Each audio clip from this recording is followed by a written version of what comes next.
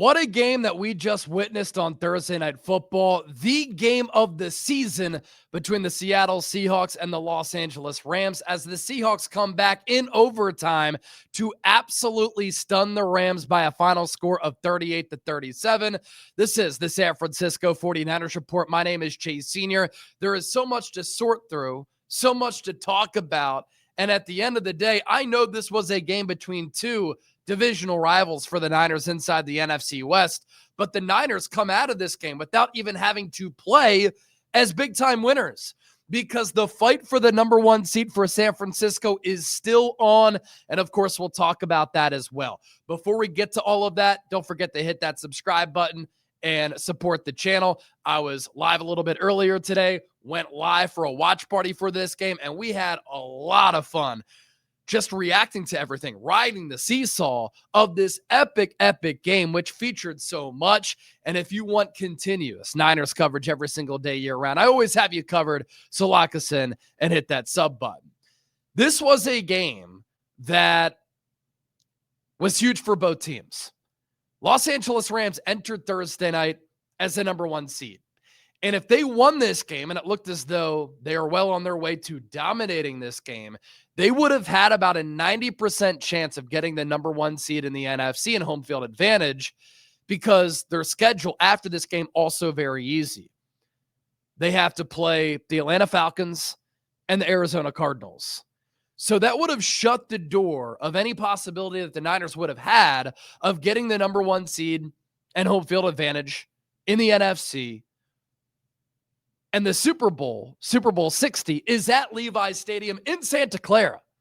But with the Seahawks storming back, San Francisco, if they win out, which would include a win against the Indianapolis Colts on Monday, a win against the Chicago Bears in Week 17 on Sunday Night Football, and then a win over the Seahawks in Week 18, can somehow get the number one seed and home field advantage going through Levi's. And if they go on some type of insane, improbable run, they wouldn't have to travel if they were to make it to the Super Bowl in February. Let's first talk about this game. The Rams dominated it for the first three quarters. And even though the score at times was close in the first half, and at halftime, and at times in the third quarter, the Rams outgained Seattle by a large margin. They won time of possession in a dominant fashion. They were dominating in all facets against one of the top defenses in the NFL, in the Seattle Seahawks. The Rams put up 257 yards in the first half alone. Matthew Stafford was slinging it. Puka Nacua was balling. They had that ground game going, which has been key for Los Angeles being able to be such a balanced offense. And you fast forward to the fourth quarter. The Rams scored a touchdown on a 9-play, 85-yard drive to begin the fourth quarter, to go up 30-14 in this game. And then the Seahawks drive down the field, 8 plays, 59 yards. And Sam Darnold, right in front of the goal line, gets intercepted. I tweeted it out. Everybody else was thinking it. Big game Sam Darnold.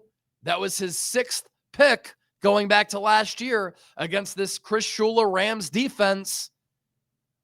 Big game Sammy. Sour Milk Sam, it was playing out before our very eyes. Everybody was getting the memes ready that every time Sam Darnold has to play in a big game, he chokes. And then this game took a wild turn. Darnold gets picked. Rams can't capitalize. They go 3 and out after that interception in which the defensive tackle dropped back and Darnold never saw it. He was also picked earlier in the game.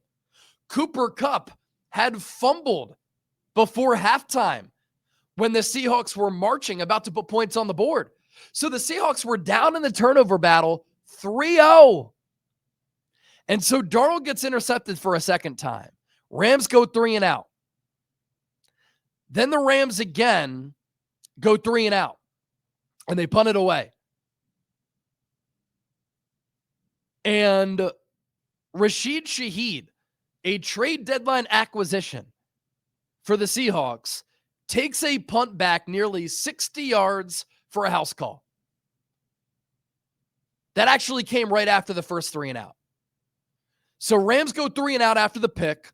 Rashid Shaheed takes the punt back for a touchdown. That makes it a 30-22 game. Okay? It's 30-22. All of a sudden, a game in which we thought the Rams were going to dominate and shellac Seattle becomes a one-score game.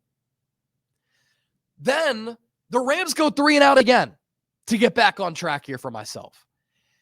And the Seahawks respond by going on a 2-play 57-yard drive. And Sam Darnold throws a 26-yard touchdown to A.J. Barner after a 31-yard end around. And that pulls the Seahawks within 2 at 30-28. The Seahawks go for a 2-point conversion, and they don't pick it up. So the score remains 30-28. But hold on. Upon review, the replay shows that Sam Darnold, on a quick throw to his left, threw the ball backwards. It was deflected by Jared Verse, trickled into the end zone. It was recovered by Zach Charbonnet. And an official never blew a whistle. So because it was a backwards pass, it became a fumble. Seahawks recover it. And Charbonnet just walked into the end zone, picked up the ball, and then got rid of it. Like, he didn't think anything of it. But it gets reversed into a successful 2-point try. Tied ball game at 30-30. Rams punt, Seahawks punt. Then the Rams miss a field goal after Mevis had been perfect on the year. Seahawks get the ball back with a few seconds left, under 30 ticks to go. 3 plays minus 7 yards. They have to punt. Then the Rams have to punt. End of the game. We go to overtime. Rams get it first. They go down the field. 8 plays, 80 yards. Puka Nacua, who had over 200 yards receiving in the game, catches a 41-yard touchdown from Matthew Stafford. You're thinking, Rams are going to win. They're going to lock up the number 1 seed. Even with 6 minutes left, a lot of people didn't envision Seattle scoring a touchdown. But what does Seattle do? 9 plays, 65-yard drive. They score a touchdown on a Zach Charbonnet touchdown run. 5 yards out. Or no, sorry. Charbonnet had the 5-yard run. Then Sam Darnold hits Jackson Smith and Jigba on a rope of a throw. Good protection, climbed up in the pocket, surveyed the field, ripped a throw to JSN for a touchdown. That makes it a 37-36 ball game. The Stones on Mike McDonald to go for the 2-point conversion. You absolutely love it. Win or go home. Put your nuts on the table. Sean McVay calls a timeout. Mike McDonald calls a timeout. The Seahawks had the same personnel package before both those timeouts. After McDonald calls a timeout, they come out with a different look. And Sam Darnold completes the 2-point conversion to Eric Saubert to give the Seahawks a thrilling 38-37 victory. Improbable, shocking, wild, crazy, insane, most exciting football game of the 2025 season. And a game that we're never going to forget. An epic comeback for the Seahawks. Quite the choke job for the Rams. And how about the game-winning play for the Seahawks?